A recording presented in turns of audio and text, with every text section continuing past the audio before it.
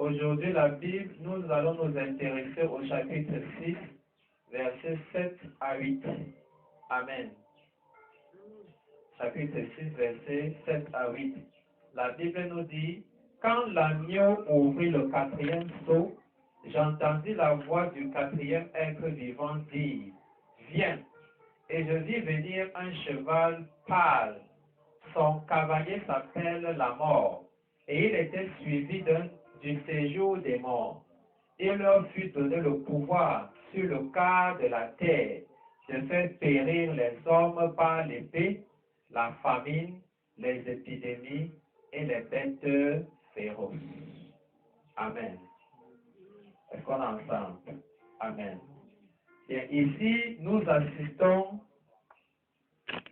au brisement du quatrième sceau. Amen. Brisement du quatrième sceau. Aujourd'hui, dans le thème d'aujourd'hui, c'est le quatrième sceau, l'ouverture du quatrième sceau. L'ouverture du quatrième sceau. Et le quatrième sceau ici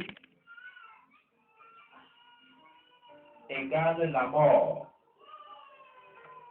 Égale d'abord le cheval pâle, ou bien le cheval verdâtre. Parce que pâle ici, lorsqu'on regarde la signification de pâle ici dans la Bible en hébreu, là-bas, nous voyons que pâle a le sens de verdâtre.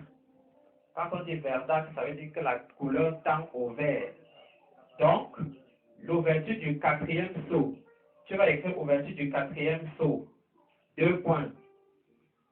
Le cheval verdâtre. Et le cheval verdâtre ici signifie la mort.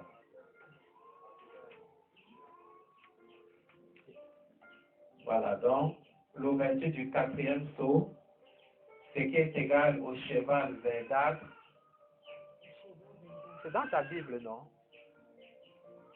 Vois comment on a dit cheval verdâtre là-bas dans ta Bible, c'est ta Bible. Je ne suis pas en train de créer. Égal, et le cheval verdâtre là, égale la mort. Alors, la Bible nous dit ceci, que le quatrième cheval, d'une couleur pâle ou bien verdâtre, est monté par la mort. Donc, le cavalier qui est sur le cheval verdâtre là s'appelle la mort. Quand nous avons lu le premier sceau, le deuxième sceau, le troisième sceau, vous allez constater que on a donné seulement la couleur des chevaux. Et on a dit que sur ces chevaux, il y a des cavaliers. Mais on n'a pas donné le nom des cavaliers en ce qui concerne le premier sceau, le deuxième sceau, le troisième sceau. C'est sur le quatrième sceau ici qu'on a donné le nom du cavalier. Et on a dit que le cavalier ici s'appelle qui? Le cavalier s'appelle qui? On n'est pas ensemble. Quatrième sceau, non? Ce qu'on vient de lire. On a dit que le cavalier qui est sur le quatrième, qui est sur le cheval verdâtre s'appelle qui? S'appelle la mort. C'est ça son nom. Et réalisez encore ça. Quelqu'un relit encore. Ça c'est 8 là. Quand il ouvrit le quatrième sceau, j'entendis la voix du quatrième être vivant qui disait, Chacun lit encore dans sa Bible. Verset 7 et 8 encore. Vas-y. Quand il ouvrit le quatrième sceau, j'entendis la voix du quatrième être vivant qui disait, viens. Je regardai, et voici parut un cheval d'une couleur pâle. C'est lui qui le montait, se nommait la mort. Voilà, celui qui le montait dans le cavalier qui était sur le cheval verdâtre, la pâle là, s'appelle la mort. Et le séjour des morts l'accompagnait. Et le séjour des morts l'accompagnait. Le pouvoir leur fut donné sur le quart de la terre pour faire périr les hommes par l'épée, par la famine, et par la mortalité et par la bête sauvage de la terre. Voilà. Donc, vous voyez que quand le Seigneur Jésus brise le quatrième sceau, le quatrième être vivant dit « Viens ». Et le cheval qui sort est le cheval pâle, c'est-à-dire le cheval de couleur verdâtre. Et sur ce cheval, il y a un cavalier. Et ce cavalier s'appelle la mort. Et la Bible dit que ce cavalier est suivi de quoi? Du séjour des morts. Amen. Le cavalier là, qui s'appelle la mort, qui est sur le cheval verdâtre, est suivi du séjour des morts. Et la Bible nous dit que il aura été donné le pouvoir de faire quoi? Il a été donné le pouvoir le pouvoir sur le quart de la terre. Il a été donné le pouvoir sur le quart de la terre de faire quoi? Pour faire périr les hommes par l'épée. Voilà, pour faire périr les hommes par l'épée. Donc, ça veut dire que ils ont reçu le pouvoir de faire périr les hommes. Sur quelle superficie de la terre? Le quart de la terre. Amen. Donc, ils ont reçu le pouvoir de faire quoi? De tuer la population de la terre sur le quart de la terre. En faisant quoi? Ils vont tuer comment? En créant la famine. Par la famine. Par la mortalité. Par la mortalité. Par les bêtes sauvages. Il y a encore une façon. Il y a 4 façons que la Bible a données. C'est pas l'épée. Dans le verset 8 là. Lis le verset 8 là-bas chez toi. I looked and there was a pale color horse. Its rider was named Death and Hades, following close behind. They were given authority over a counter of the earth to kill by means of war, famine, disease, and wild animals. Très bien. Oui, l'épée ici signifie la guerre. Oui. Donc, la mort ici est suivie du séjour des morts. Et il leur a été donné le pouvoir de tuer les habitants de la terre, sur un quart de la terre. Dans le monde entier, nous sommes combien? Nous sommes environ 7 milliards. Le quart de 7 milliards, c'est combien? C'est-à-dire, tu prends 7 milliards, tu divises par 4, ça va donner combien? Ça va donner environ 1 milliard 700 millions d'habitants. Environ 1 milliard 700 millions d'habitants. Ça veut dire que quoi? Ça veut dire que quand le cheval parti sort avec le cavalier qui est celui appelé la mort, suivi du séjour des morts, leur objectif, quand ils partent dans le monde entier, c'est de faire quoi? C'est de tuer la population du monde entier. Un quart de la population. C'est-à-dire environ 1 milliard 700 millions de personnes. Et ils vont tuer ces 1 milliard 700 millions de personnes comment? Par 4 façons. Par l'épée, qui signifie la guerre. Par la famine. Par les épidémies. Et enfin, par les bêtes féroces, les bêtes sauvages. Amen. Ça veut dire que ils n'ont pas reçu le pouvoir de tuer tous les habitants de la terre. Non. Ils ont reçu le pouvoir de tuer un quart de la population du monde entier, soit environ 1 milliard 700 millions d'habitants. Alors, leur objectif donc, c'est de détruire les hommes par l'épée, la guerre, la famine, la mortalité et les bêtes sauvages de la terre. Amen.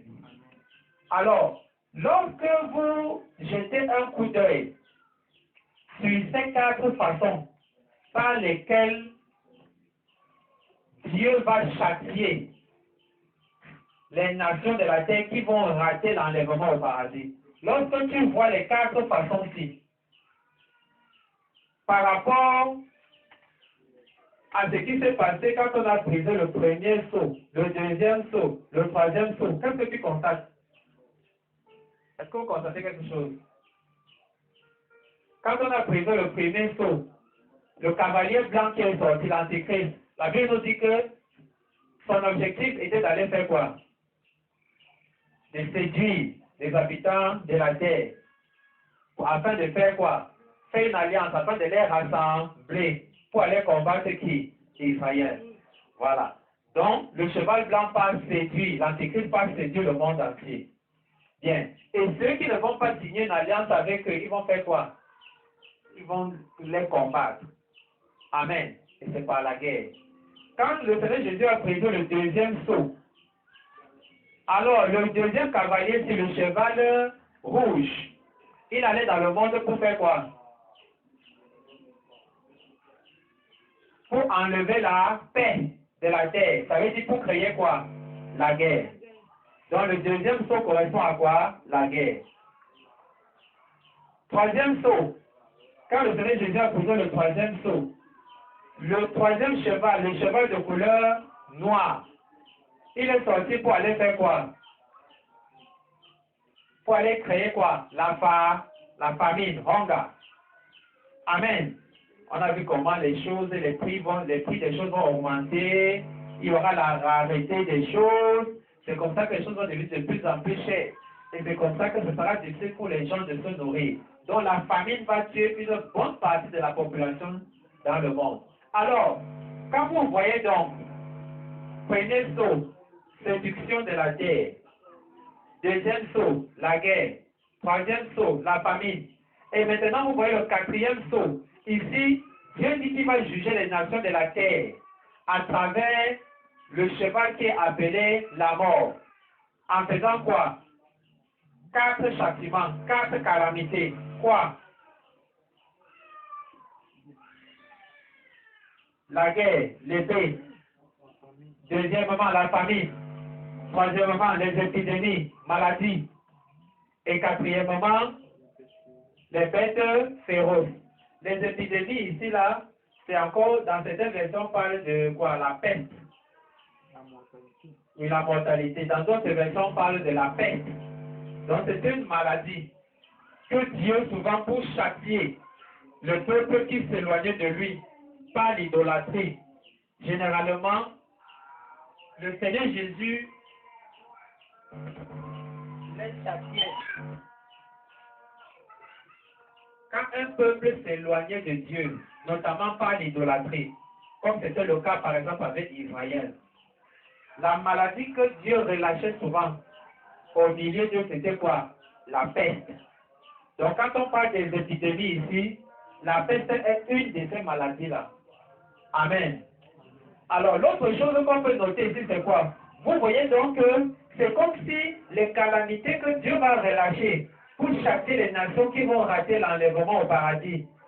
Ici, au quatrième saut, c'est comme si ces calamités-là, c'est comme si les 3 calamités de premier, deuxième, troisième saut viennent encore s'accumuler ici. Est-ce que vous constatez? Le deuxième saut, c'était la guerre. Vous voyez que ça vient encore se retrouver ici. Troisième saut, c'était quoi? La famine. Regarde, ça vient encore ici. Donc, et puis, vous voyez, c'est comme si les 3 calamités-là vont encore venir se concentrer ici quand on va ouvrir le quatrième saut. Amen. Ça veut dire que ce sera encore un moment comment? Terrible. Ça sera un moment comment? Terrible. Et ça, ce n'est pas le sens figuré. Hein? Quand la Bible dit ici que Dieu va juger les nations par l'épée, la guerre, la famine, les épidémies, la maladie, et les bêtes féroces, les bêtes sauvages qui vont manger les gens. Ce n'est pas quelque chose que, it's not an image. Oui, ça va se passer comme la Bible est en train de dire, de façon littérale comme ça. Alléluia. Donc ce n'est pas, it's not in the figurative sense. Ils sont en image. Amen. Alors, pour que vous sachiez que ça va se passer comme la Bible le dit là, c'est-à-dire que la maladie, ce sera vraiment la maladie. La famine, ce sera vraiment la famine. Les bêtes féroces, c'est-à-dire les animaux vont manger les gens, ce sont vraiment les animaux sauvages. Et aussi quoi, l'épée, les gens vont mourir par la guerre, ils vont s'entretuer. Ce sera effectivement comme ça que ça va se passer. La preuve, c'est que quoi? C'est que Dieu a déjà eu à relâcher ce genre de calamité sur Israël. Est-ce que vous me suivez? Dieu a déjà eu à le faire. Amen. On va aller dans la Bible pour voir donc quelques cas où Dieu a relâché ces calamités-là. Amen. Amen. Ok. Lisons Ézéchiel chapitre 14, verset 21. Ézéchiel 14, verset 21. On va lire Ézéchiel, il faut d'abord noter. On va lire Ézéchiel 14, 21. On va lire Matthieu 24, 28. Matthieu 24, 28. On va lire Ézéchiel 5, versets 12 et 17. Je reprends Ézéchiel 14, verset 21. Matthieu 24, verset 28. Ézéchiel 5, verset 12 et 17. Et on va finir avec Jérémie 15, versets 2 et 3. Jérémie 15, versets 2 et 3. Et Jérémie 24, verset 10. Jérémie 24, verset 10. Donc, on va lire les passages. C'est pour que vous voyez que Dieu a déjà eu à juger, par exemple, Israël. Quand Israël s'éloignait de Dieu en pratiquant l'idolâtrie, n'est-ce pas? Ou en manifestant l'incrédulité envers Dieu, en s'éloignant de Dieu. Dieu, comme sanction, a déjà eu à relâcher ces calamités-ci. L'épée, la peste, la bête sauvage, les bêtes sauvages, la famine sur Israël et sur les nations pour les sanctionner comme châtiment. Donc, on va lire ce passage pour voir cela. Commençons par, je vais d'abord donner quoi? Voilà, disons Ézéchiel 14, 21.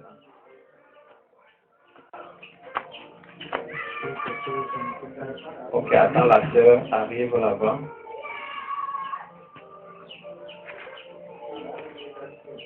Ézéchiel 14, 21. Oui? Oui, ainsi parle le Seigneur l'Éternel.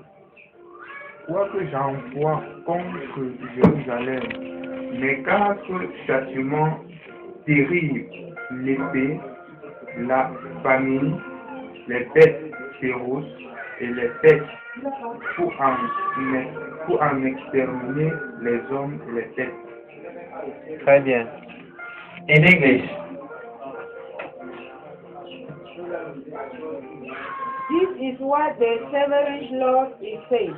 I will send my four worst punishment on Jerusalem, war famine, wild animals, and disease to destroy people and animals alike.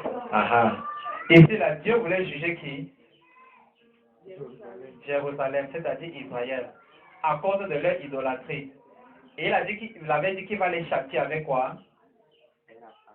La famine. Quoi encore?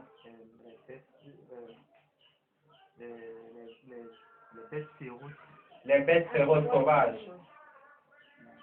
L'épée, c'est-à-dire la guerre. La peste là-bas veut dire la maladie. Et puis aussi quoi? La famine. Vous voyez que les quatre sanctions là, les quatre calamités là reviennent ici là. Vous avez vu, non? Donc ça veut dire que quoi? Dieu a déjà eu à juger des nations comme ça, notamment Israël, avec les quatre calamités dont on est en train de parler ici dans Apocalypse 6, verset 7 à 8.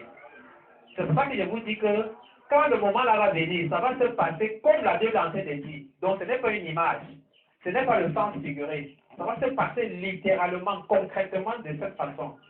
Allons aussi encore lire Matthieu 24, verset 28.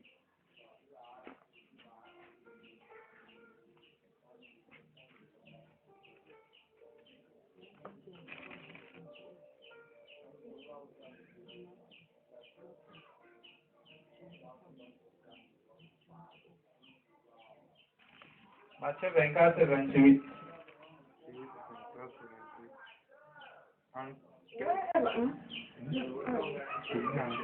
Wherever there is a dead body, the vultures will gather. Amen. En français. En quelque lieu que soit le cadavre, là s'assembleront les aigles. Alléluia. Vous lisez souvent le verset C. Est-ce que vous comprenez ce que ça signifie? Vous savez ce que ça signifie? Oh, suis. Après que la peste aura frappé les bons pratiques. On relit le verset 28 là, Matthieu 24 et 28. Chacun lit ensemble, allons-y ensemble. Wherever there is a dead body, the vultures will gather. Vous lisez souvent ça, non? Vous n'avez pas encore lu ça? Quand vous lisez ça, ça signifie quoi selon vous? Non. Ça parle de ça, mais qu'est-ce que le verset veut dire? En rapport avec tout ce qu'on est en train de lire, là, les calamités là. Où que soit le cadavre, là s'assembleront les vautours. Pour que vous compreniez mieux, commençons à partir du verset 26. Parce que ici là, il y a des gens qui ont posé la question au Seigneur. Le Seigneur Jésus était en train d'avertir ses disciples. Qu'il y a un moment où il y a des gens, des faux messies qui vont venir. Les gens qui vont venir en disant que c'est eux, le Seigneur Jésus. Et le Seigneur Jésus leur disait que faites attention. Commençons à partir du verset 23. Si quelqu'un vous dit alors, voyez le Christ est ici, ou bien il est là, ne le croyez pas. Verset 24. De faux Christ surgiront, ainsi que de faux prophètes. Ils produiront des signes extraordinaires et des prodiges au point de tromper, si c'était possible, ceux que Dieu a choisis. Verset 25. Voilà, je vous ai prévenu. Le Seigneur Jésus dit qu'il les a prévenus. Le moment venu, il y a des faux Christ qui vont venir. Verset 26. Si l'on vous dit, regardez, il est dans le désert, n'y allez pas. Parce que le Seigneur Jésus le dit. Et il dit encore, si l'on prétend, il se cache en quelque endroit secret, n'en croyez rien. Verset 27. En effet, quand le Fils de l'homme viendra, ce sera comme l'éclair qui jaillit du levant et illumine tout jusqu'au couchant. Quand le Fils de l'homme viendra, c'est-à-dire quand le Seigneur Jésus viendra, ce sera comme quoi? L'éclair qui jaillit du levant et illumine tout jusqu'au couchant. Et maintenant, on dit au verset 26, au verset 28, où que soit le cadavre, là s'assembleront les vautours. Qui veut donc dire quoi? Qu'est-ce que le Seigneur veut donc leur dire ici? Puisqu'il a dit qu'il y aura des faux Christ, des gens qui vont venir dire, il est ici, le Seigneur Jésus dit que ne partez pas. Il y a des gens qui vont dire, il est là-bas, le Seigneur Jésus dit que ne partez pas. Parce qu'on est en train de mentir. Et le Seigneur Jésus leur dit que mon arrivée sera comme l'éclair qui part du levant et qui fait quoi? Illumine tout jusqu'au couchant. Amen. Et après, il dit, toujours pour renforcer, c'est dit que où que soit le cadavre, là s'assembleront les vautours. Vous connaissez les vautours, non? Oui, les vautours, c'est quoi? Les cadavres. Et il dit que où que soit le cadavre, où que soit le cadavre, là s'assembleront quoi? Les vautours.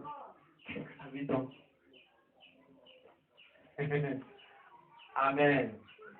Dis que explique nos prophètes. Je vais vous expliquer. Quand tu es à distance, si tu vois les vautours qui sont en train de voler quelque part, selon toi, ça signifie que quoi? La mort maître, qu'est-ce que ça signifie en réalité? Sûrement, il y a quelque Il y a un cadavre là-bas. chose qui veut. Oui, ça veut dire qu'il y a un cadavre là-bas. Il y a le cadavre de quelque chose là-bas. Et ça ne peut pas louper. Parce que le vautour, le charognard ne mange que quoi? Ils aiment des cadavres, des choses. Donc, si tu vois le vautour s'assembler quelque part, ça veut dire que là-bas, il y a quoi? Un cadavre. Qu'est-ce qui t'a permis de connaître que là-bas, il y a un cadavre sans avoir vu?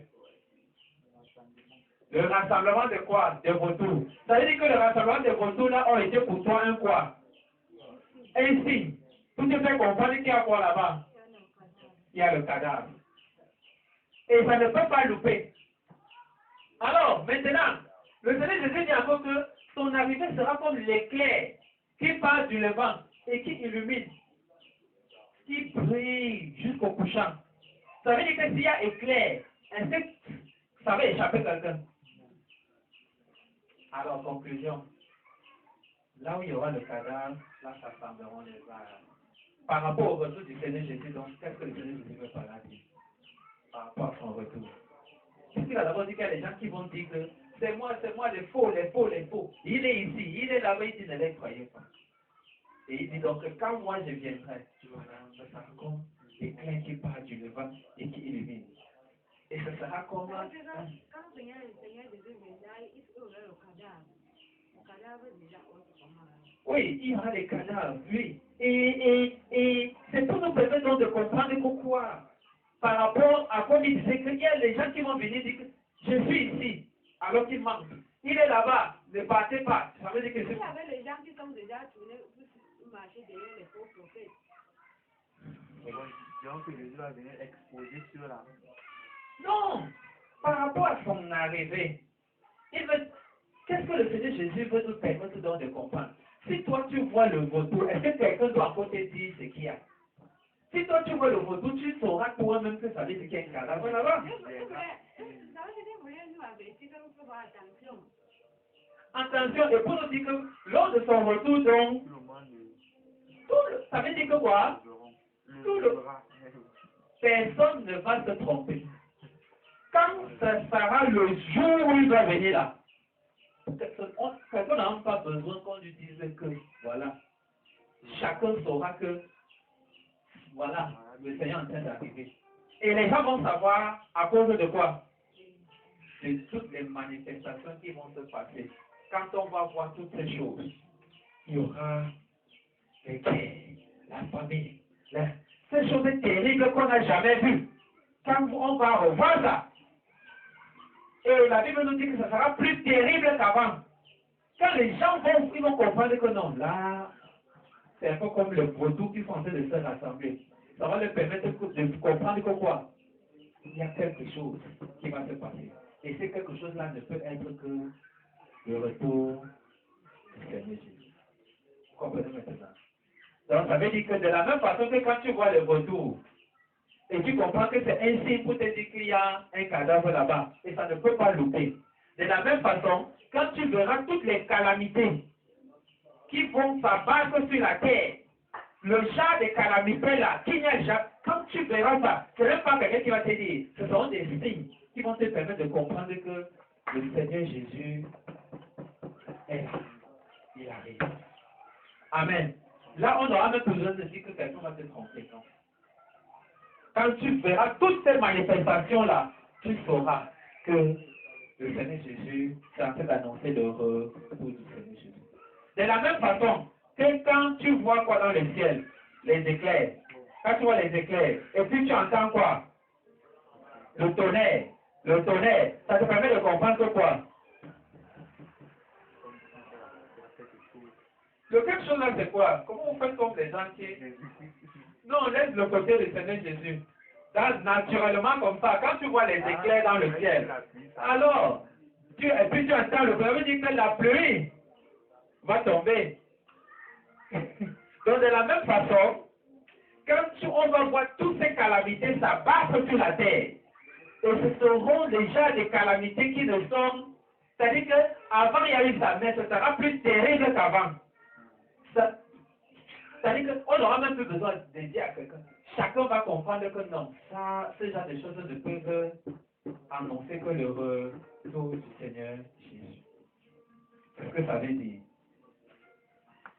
Amen. On applaudit pour le Seigneur Jésus. Alléluia. Donc voilà ce que ça veut dire. Ok, lisons maintenant Ézéchiel 5, 12 et verset 17. Ézéchiel chapitre 5, verset 12 et 17.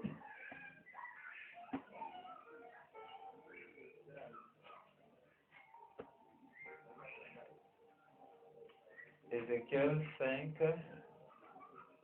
verset 12 et 17.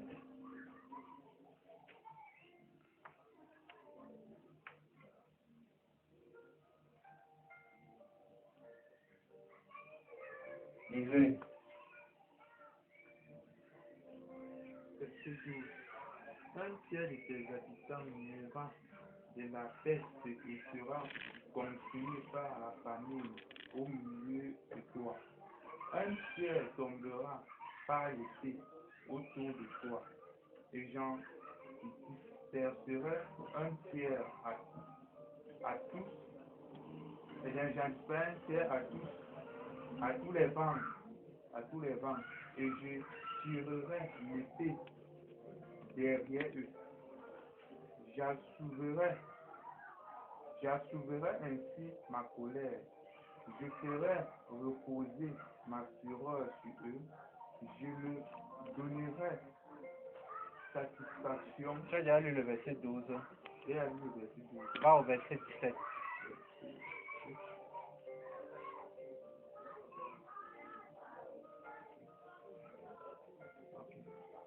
J'enverrai contre vous la famine et les bêtes féroces qui te priveront d'enfants.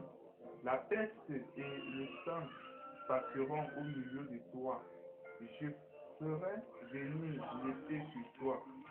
C'est moi, l'Éternel, qui parle. Alléluia. In English. Ézéchiel chapitre 5, verset 12 et 17. Ezekiel chapter 5, verse 12 to 12 and 17. 17. A third of your people will die from sickness and hunger in the city. A third will be cut down by sword outside the city, and I will scatter the last third of the one and pursue them with a sword. Verse 17. I will send hunger and wild animals to kill your children, and will send sickness, violence, and war to kill you. I, the Lord, have spoken. Amen. Ça, c'est tout ce que Dieu a dit qu'il devait, les calamités qu'il devait relâcher pour juger Jérusalem et Juda. Amen. La tribu de Juda et le Rome et Jérusalem. Ça, c'est ce que Dieu avait annoncé au travers d'Ézéchiel. Amen. Et ça s'est passé. Amen. Donc, ça veut dire que Dieu a déjà eu à relâcher ces calamités-là pour juger certaines nations, notamment Jérusalem et même Juda. Et il le fera encore, mais 10 fois plus. Et vous voyez ici au verset 12, la Bible dit que quoi? Un tiers des habitants de la ville, un tiers veut dire que quoi? Si la ville contient 6000 personnes, on divise par 3, on prend 2, ça fait 2000 personnes. Donc 2000 personnes vont faire comment? Mourir. Par quoi? La peste, la famine. Un autre tiers, encore, 2000, frappés par l'épée aux alentours de la ville, frappés par l'épée, là ça veut dire que c'est la guerre. Bonne arrivée. Amen. Et le dernier tiers, la dernière partie, il va les disperser à tout vent. Et il va les poursuivre avec quoi? L'épée. C'est-à-dire quoi? Ils vont s'entretuer. Le sang va couler. Et au verset 17, la Bible dit, j'enverrai contre vous, en plus de la famine. Il y aura la famine. En plus de ça, les bêtes féroces. Comme je vous disais que même les animaux sauvages, ils vont envoyer pour que ça mange les gens. Ça va se passer comme ça. Il a déjà eu à faire ça. Il dit ici, j'enverrai des bêtes féroces qui vous raviront vos enfants, c'est-à-dire ils vont manger les enfants. La peste et le carnage passeront au milieu de vous. La peste, la maladie, l'épidémie. Et le carnage, c'est-à-dire le fait qu'on tue. Amen. Le fait qu'on tue les gens. Ça va se passer contre tribus de Jérusalem et de Juda, autrement dit Israël. Amen. Donc, vous voyez que quand on voit ces calamités, beaucoup de gens peuvent croire que c'est une image seulement. Ce n'est pas une image. Ça va se passer exactement comme le Seigneur est en train de dire là. Alors, ceci attire notre attention pour que nous comprenions quelque chose. Alors, qu'est-ce que nous devons comprendre? C'est que quand Dieu dit quelque chose dans la Bible, première des choses, il fait quoi? Sois sûr que ça va s'accomplir, comme Dieu a dit. Ça, c'est la première des choses qu'on peut tirer comme leçon. Amen. On doit tirer ça comme leçon. Ça veut dire que quand le Seigneur Jésus dit qu'il revient, ça veut dire qu'il revient. Donc, il n'y a même pas de doute là-dessus. Et quand le Seigneur Jésus dit qu'il va juger la terre par telle chose, par telle chose, par telle chose, ces choses-là vont arriver, tel qu'il a dit. C'est vrai que dans le livre de l'Apocalypse, il y a les signes, certains symboles qui ont été utilisés. Amen. Et qu'il faut interpréter pour comprendre l'explication. Par exemple, dans Apocalypse 13, quand la Bible parle de la bête qui monte de la mer. Amen. La bête ici, ce n'est pas l'animal. C'est un être, ça renvoie à qui? Un être humain, ce grand dirigeant politique qui va sortir des nations de la terre. Les nations de la terre ici, c'est ça que la Bible appelle la mer. Amen. Donc, ici, là, la mer, ici, a été utilisée au sens figuré, figurative sense. Donc, ce n'est qu'une image, ce n'est qu'un symbole qui symbolise quoi? Les nations de la terre. Et la bête ici n'est qu'un symbole qui symbolise qui? L'antichrist. Amen. Donc, dans le livre de l'Apocalypse, il y a certains endroits où on utilise les symboles comme ça. C'est-à-dire que ce sont des images. Amen. Donc, et il faut donc interpréter pour comprendre le véritable sens. Mais de l'autre côté, il y a des choses dont Dieu parle et qui va se manifester, qui va s'accomplir dans le sens propre. Amen. Dans le sens propre, dans le sens littéral. C'est-à-dire quoi? Ce n'est pas une image. Exemple ici. Donc les calamités, ce ne sont pas des images. Ça va se passer exactement comme ça après l'enlèvement au paradis. Oui.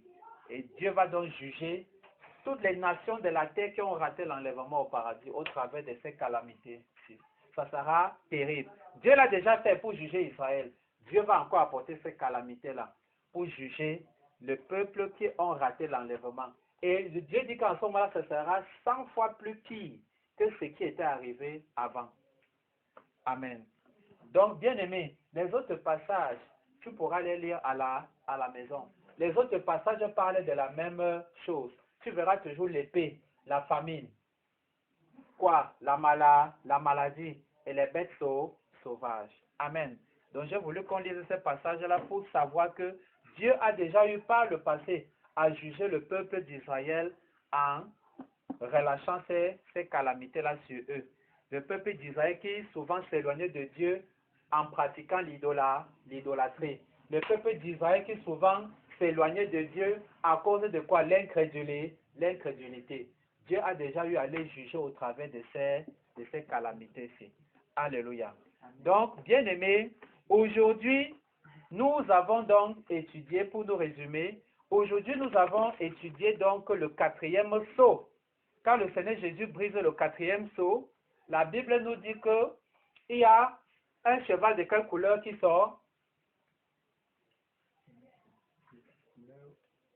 Couleur pâle, c'est-à-dire couleur verdâtre.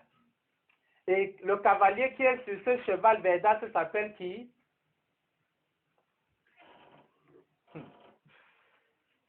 S'appelle qui? La mort. Et ce cavalier est suivi de qui? Du séjour des morts. Et ils ont reçu le pouvoir de faire quoi? De détruire une partie de la population mondiale. Notamment quelle superficie, quelle quantité?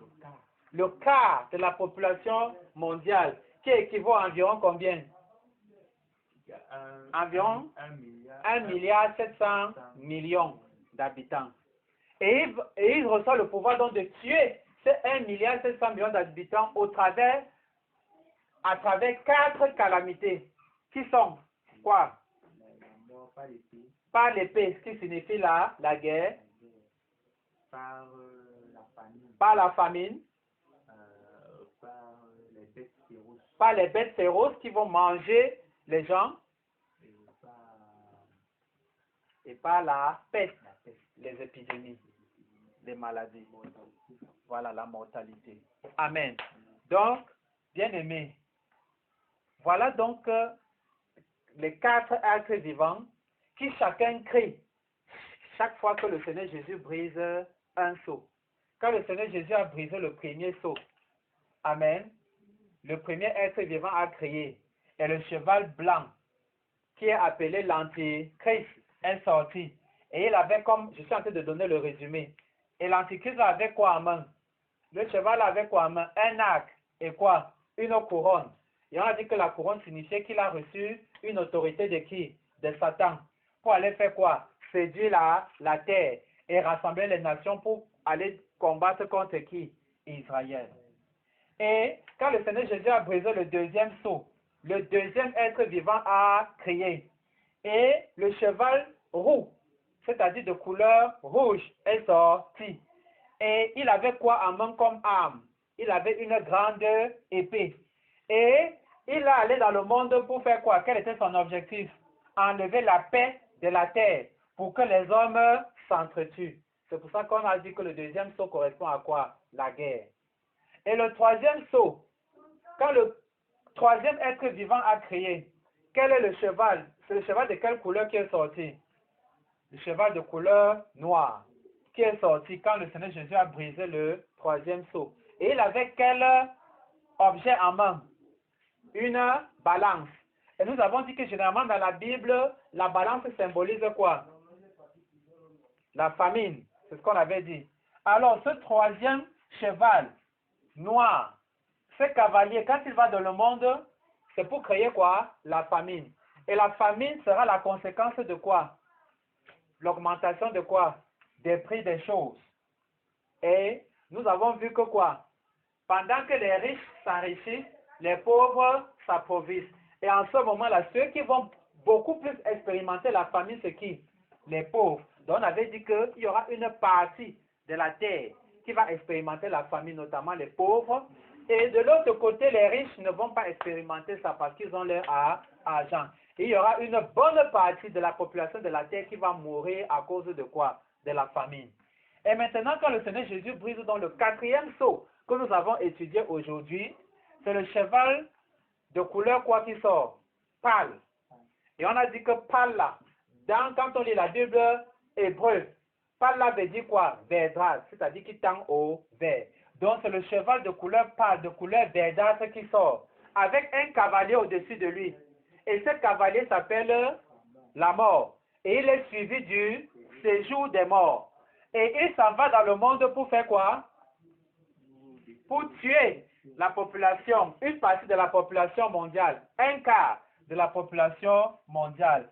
Et la Bible dit que il va relâcher au moins combien de calamités? 4. Il va donc tuer les un quart de la population mondiale au travers de quoi? De l'épée, la guerre, les gens vont s'entretuer. Au travers de la famine, les gens vont mourir de faim. Au travers des épidémies, la peste, les maladies, et au travers des bêtes féroces.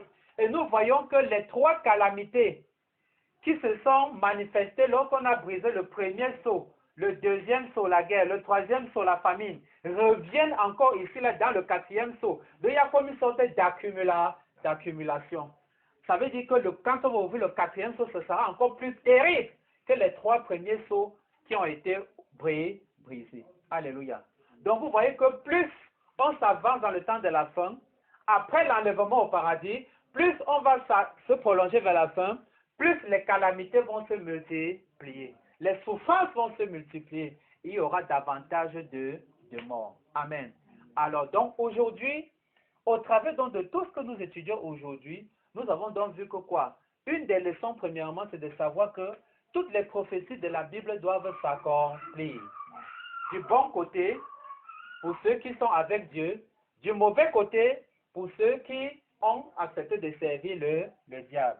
Et deuxièmement, nous avons encore appris comme leçon que Dieu, sa parole est vraie. Amen. Et qu'il y a des choses que quand il dit que ça va se passer de telle façon, ça va se passer tel que ça a écrit dans la Bible. Ce n'est pas une image, ce n'est pas au sens figuré. Et nous avons aussi appris que c'est vrai qu'il y a certains symboles dans le livre de l'Apocalypse qu'on ne doit pas prendre au sens propre. On doit interpréter ça. On a déjà pris l'image, par exemple, de quoi? De la bête qui monte de la mer. Là-bas, on a vu que bête, ce n'est pas un animal. Mais ce n'est pas l'eau.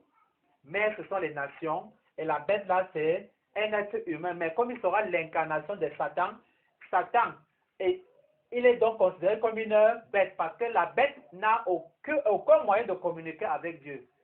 Vous savez ça, non? La bête n'a aucun moyen de communiquer avec Dieu. C'est pour ça qu'on donne l'image de la bête à l'antichrist. Pour dire que ce sera quelqu'un qui n'aura aucune intimité, aucun lien avec Dieu. Il sera totalement l'opposé de Dieu. Donc, bien-aimés, cela doit nous encourager à nous tenir fermes dans la foi en le Seigneur Jésus. Cela doit aussi nous amener à faire confiance. Quand on étudie ça, ce n'est pas pour que nous ayons peur, non. C'est plutôt pour que notre foi en le Seigneur Jésus s'accroisse. Amen. Parce que le Seigneur Jésus a dit que tous ceux qui sont avec lui, il va trouver un moyen de les préserver. Comme ça s'est passé en Égypte. Quand Dieu a lancé les 10 plaies pour juger le peuple égyptien et Pharaon, la Bible dit que ça ne touchait que les Égyptiens. Ça n'a touché aucun Israélite. C'est ce que la Bible nous dit. C'est le 10e fléau concernant quoi? La mort des premiers-nés. Que Dieu a dit que ça va concerner tout le monde. Les Égyptiens comme les Israélites. Mais que la seule façon pour échapper, c'est qu'il fallait prendre le sang de l'animal et mettre sur le ponton de la porte. C'est la 10e plaie là, que si quelqu'un ne croyait pas et il n'obéissait pas, même si c'est un Israélite, il allait mourir. Mais les autres calamités, les autres 9 plaies, Dieu a relâché, mais ça ne concernait que qui? Les Égyptiens. La mort des bêtes, il n'y a que les bêtes égyptiennes qui mouraient. La grêle qui tombait du ciel, ça ne tombait que sur les Égyptiens. Les poux qui sont venus de la terre, ça ne montait que sur les Égyptiens. Les grenouilles, ça n'entrait que dans la maison des Égyptiens. Alors que les Égyptiens et les Israélites vivaient sur le même territoire. Est-ce que vous voyez comment Dieu est grand? Vous voyez comment Dieu est grand? Dieu qui est capable de relâcher une calamité, mais il préserve les siens. Vous êtes dans le même territoire, mais il préserve les siens. Ça doit nous amener encore à aimer Dieu, à nous accrocher à lui, bien-aimés. À comprendre que, notamment pour cette année, Dieu nous a dit que quoi? Cette année, c'est une année de quoi? De restauration, mais aussi de quoi? De justice. Mais Dieu a dit, c'est une année qui ne sera pas facile.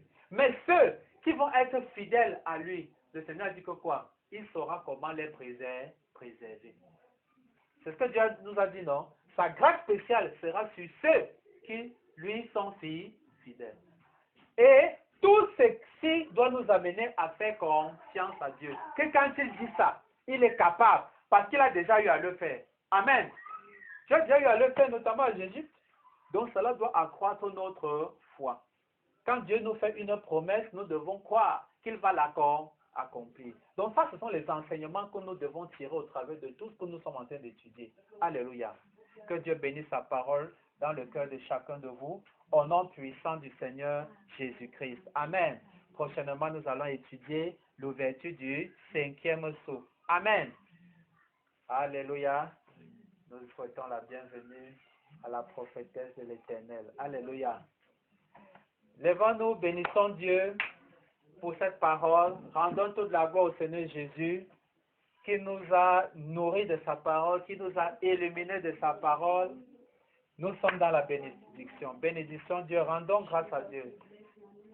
Seigneur Jésus, nous te bénissons, nous te magnifions, nous t'exaltons. Seigneur Jésus, nous te disons merci.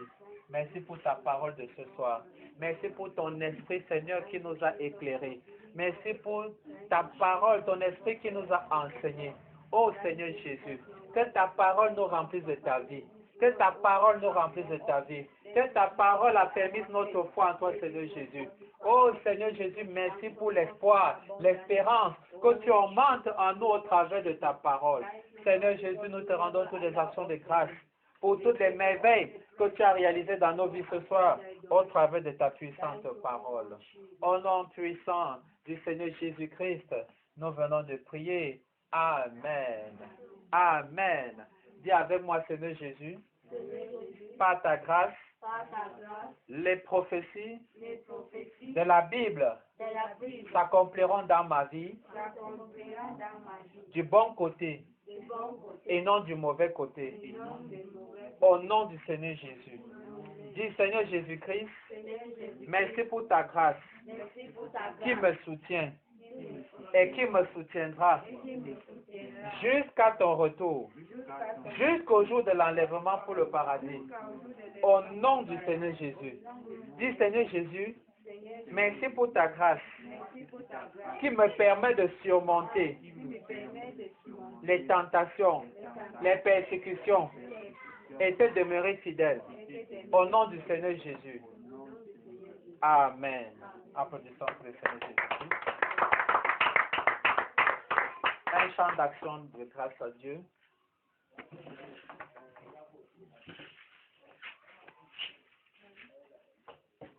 Thank you, my Lord. Thank you. Thank you, my Lord. Thank you. I have nothing to do for those who say thank you, Lord. Thank you, my Lord. Thank you. Thank you, Jesus. Thank you, my Lord. Thank you. Thank you, my Lord. Thank you. I have nothing to give you, just to say thank you. Thank you, my Lord. Thank you. Thank you, my Lord. Thank you. Thank you, Jesus. Thank you. I have nothing to give you, just to say thank you. Thank you, my Lord. Thank you. Merci, Jésus. Merci. Merci, Jésus. Merci. Je n'ai rien à te donner, je te dis merci. Merci, Seigneur. Merci. Merci, Seigneur. Merci. Merci, Seigneur. Merci. Je n'ai rien à te donner, mais je te dis merci.